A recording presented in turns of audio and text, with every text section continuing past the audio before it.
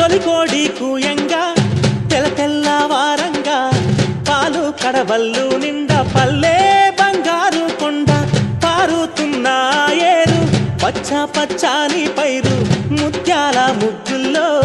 సిగ్గులొలికే పల్లె సంక్రాంతి సంబరాలు సూరమ్మో